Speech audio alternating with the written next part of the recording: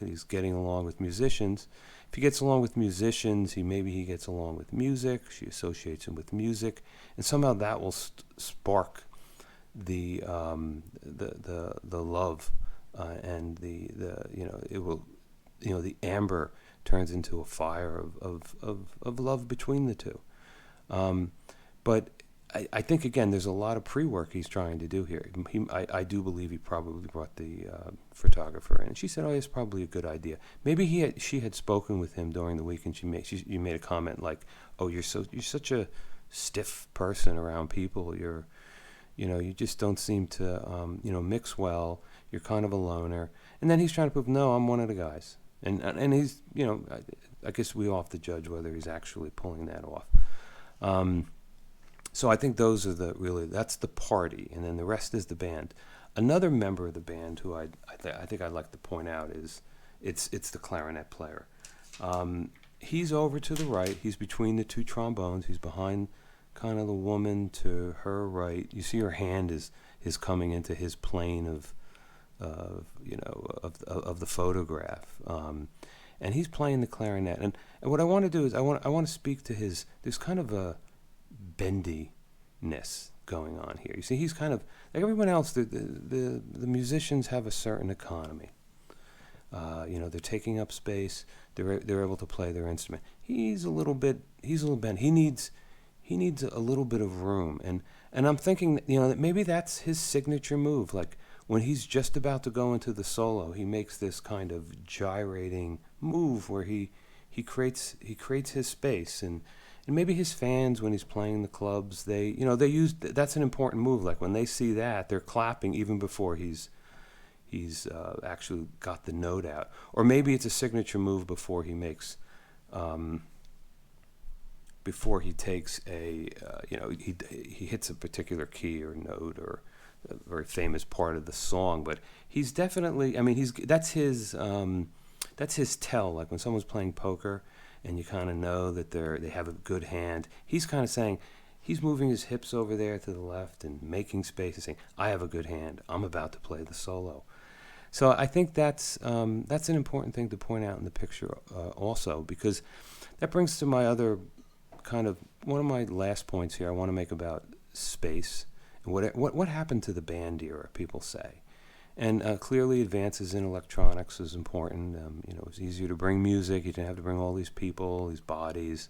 These guys had to be fed at some point, right? Depending on your arrangement. And I think, you kind of see you have to see the tension. Like all these guys looks like they're used to playing in very tight kind of spaces. They're all hunched over. They're all down. And they're still able to extend and play, play their instruments. The trombone players need more room, clearly. Trumpet players, the guitar players, you see, the fiddler, clearly, the fiddler is in optimum form. Look at the, you have his bow orthogonal to the strings. He's pulling it all in. He doesn't need a lot of room. You can see he's played in tight corners. That's what I'm saying. What happened, like this is a nice kind of rooftop scene. These guys have room. They probably thought this is a pretty good gig. But I'm sure in some situations where somebody would want a band in their house and they'd have a party, and these guys would be maybe pushed into, a fourth of the space. And some of them seem to do well. The more you restrict them, the more they can still play. And I'm sure it also it would restrict their, they probably the first thing you ask if you're a band in the swing era is you would say, well, how big is the space? And then, and people would say, okay. And they would probably be very accommodating, even if these guys had to all kind of mash together for an hour and play. But where they would negotiate with the, in the contract, they would negotiate what songs they could play. So certain songs would, like if the person really wanted to hear a particular song, the musicians would say, no, we can't. I know that's your favorite song. I know this is a wedding, but we can't play that song because we don't have enough space to play that song. And it's a very interesting kind of negotiating technique to get a bigger place for the band to play based on the songs that they'd want to hear. And like, so they're accommodating. Yes, we can play. They don't have to say no. They can say yes. We can play in 1/4 of the size, but we can't play that song. So here's the songs we can play in that kind of space.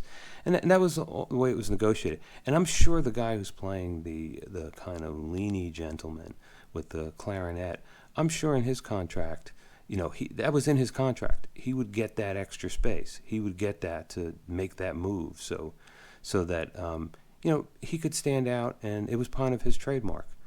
And so I mean that's all I have for this photo at this point. I think what I'd like here is to have you all send me your comments on what you think about this is kind of a period, it's kind of gone. There's no more spontaneous moments of bringing the band to the roof, and it would take too much time to just coordinate all those people, the schedules, to line them up, let alone play a song. Agree on a song. And this is it's a little simpler now. You just put the radio on, go out on the roof, and I think in some respects the guy in the back with the unrequited love, I think it would even be better because he's allowed to kind of hide among the band. He's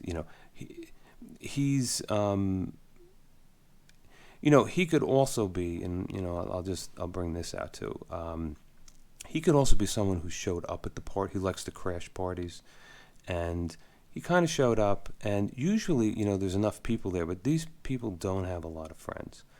And although they're trying to make it up, the fact and the joyfulness, and maybe they're comfortable just being too. But he's coming thinking he could crash. And one of the techniques is when you crash a party, you try to make friends with the people who are there, so then you can kind of hide under the cover that, well, I'm a friend of that person who I was talking with. They brought me. But you see here in the initial conditions here, where it's just two people, he's in there. It's hard for him to hide. The band thinks he's part of the party.